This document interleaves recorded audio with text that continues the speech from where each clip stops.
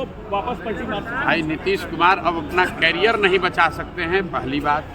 दूसरी बात, वो कहाँ रहेंगे उसका कोई महत्व नहीं है, क्योंकि नीतीश कुमार के राजनीतिक कैरियर का अब ये अंतिम दौर चल रहा है। जितना हाथ पांव मारना है मार लें, महागठबंधन में रहें, एनडीए में रहें। नीतीश कुमार की जो अभी हालात है, वो जिसके साथ भी जाएंगे, जो दल भी उनको साथ मिलेगा, वो नीतीश कुमार तो डूबेंगे ही डूबेंगे, उसको भी डुबा देंगे। बीजेपी काफी सॉफ्ट हो गई है, अमित शाह का भी एक ये बीजेपी का मामला है। बीजेपी जो चाहे सो करे, बीजेपी को कौन पूछता है? अरे भाई, बीजेपी को दम है तो नीतीश कुमार के चेहरा बना के चुनाव लड़ के दिखा दे।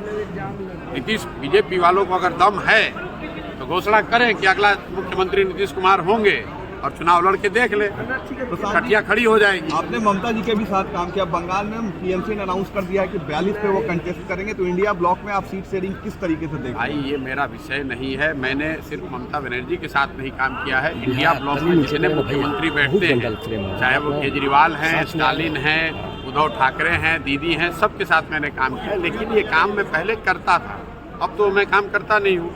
मेरा उन बातों से कोई लेना देना नहीं है। बिहार के संदर्भ से जो आप पूछिएगा, मैं पिछले 2 साल से बिहार में हूँ, बिहार के गांव में हूँ, घर घर जा रहा हूँ, और मेरा नज़रिया सिर्फ बिहार को लेकर है, बिहार की जनता को लेकर है, बिहार की स्थिति कैसे सुधरे उसको लेकर है। इंडिया क्या करता है, कौन बनता है, कौन हारता है, जीतता है, इससे मेरा कोई लेना देना 500 बच्चों को पढ़ाने की थोड़ा सा ऊपर नहीं। पढ़ाने की बात मैंने ये कही कि मेरा अपना मत है, जो मैंने आपको आंकड़े बताए कि सिर्फ 1.5% लोग ही सरकारी नौकरियों में बिहार में हैं, और इसी 1.5% में आरक्षण का लाभ देकर इन समाज के लोगों को बेवकूफ़ बनाकर इनका वोट लेकर लोग राज कर रहे हैं।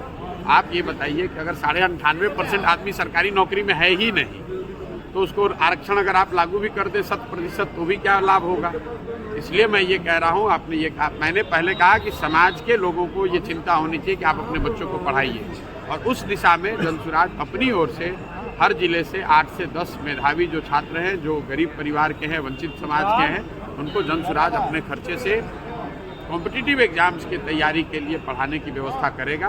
पहले से भी हम लोग बिहार में अभी मैंने कुछ दिन पहले 100 बच्चियों को पूरे बिहार में कंपटीशन के जरिए चुनकर उनका खर्चा हम लोग दे रहे हैं पढ़ाई का, और अभी ये 500 जो मैंने ऐड किया है, ये पूर्णतः कर्पूरी जी के सम्मान में उनके नाम पर ये स्कॉलरशिप 500 लोगों को जनसुराज अपने संगठन के तौर पर। तो क्या निजी क्षेत्रों में भी आरक्षण होना चाहिए? भाई, मैं सबसे पहले शिक्षा होनी चाहिए। मैंने आपको आंकड़ा जो दिया कि जब नौकरी है ही 1.5%, तो उसमें चाहे आप 20% आरक्षण करें या 40, मान लीजिए कि आपने 100% आरक्षण कर दिया, तो भी तो 98.5% की जो आबादी है उसको तो कोई लाभ मिला नहीं। उसको तो जब तक आप शिक्षा नहीं देंगे, पूंजी नहीं देंगे, स्वरोजगार नहीं देंगे, तब तक सिर्फ आरक्षण का लॉलीपॉप दिखाकर वोट लेते रहेंगे। अभी यहाँ जो जातीय सर्वे आया, उस सर्वे में क्या बताया गया कि जो समाज के वंचित समाज हैं, पिछड़े वर्ग हैं, वो उनकी स्थिति वही है जो 30 वर्ष पहले थी। आप मुझे ये बताइए कि 30 वर्ष से सत्ता और संसाधन पर किसका अधिकार है? 2 लोगों का अधिकार है, लालू जी का और नीतीश जी का। इन लोगों को पता नहीं कौन होशियार आदमी सुझाव दे रहा है। ये तो ऐसे हो गया कि कीचड़ जमीन पे उसको उठा के इन्होंने अपने मुंह पे लगा दिया।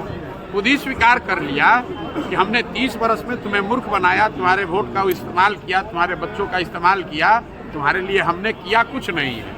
आप बताइए कि आज सरकार है, कौन रोक रहा है महागठबंधन सरकार को, नीतीश को, लालू को, कि भाई जो अति पिछड़ा समाज के लोग हैं, जो मुस्लिम समाज के लोग हैं, उनको मुख्यमंत्री बनाइए, उनको पथ निर्माण मंत्री बनाइए, उनको शिक्षा मंत्री बनाइए, उनको स्वास्थ्य मंत्री बनाइए। तो सारे मंत्रालय, सारे विभाग नीतीश कुमार और तेजस्वी यादव लेके बैठे हैं और कह रहे हैं कि हम अति पिछड़ों का कल्याण करेंगे। आखिरी सवाल, बिहार में 40 मटेरियल है जी, सीएम मटेरियल है तेजस्वी यादव, आपको लगता है?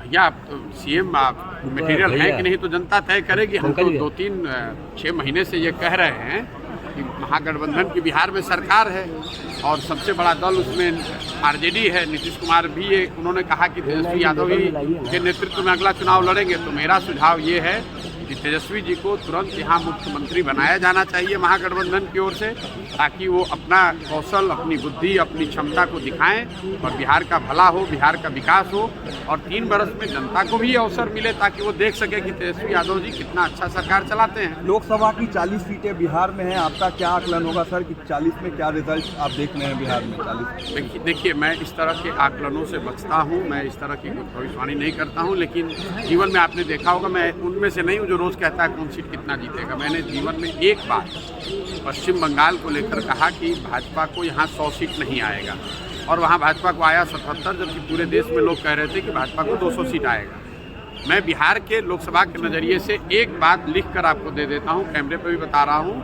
नीतीश कुमार के दल जदयू को महागठबंधन में अगर वो लड़ेंगे, उनको 5 सीट भी नहीं आएगा।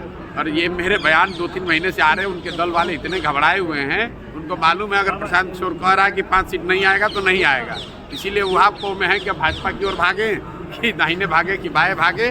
नीतीश कुमार के दल का महागठबंधन के साथ इंडिया गठबंधन में अगर वो चुनाव लड़ेंगे, उनको 5 सीट भी नहीं आएगा। अगर आएगा तो पूरे बिहार की जनता के सामने खड़े होकर हम अपनी गलती के लिए माफ़ी मांगेंगे। Thank you.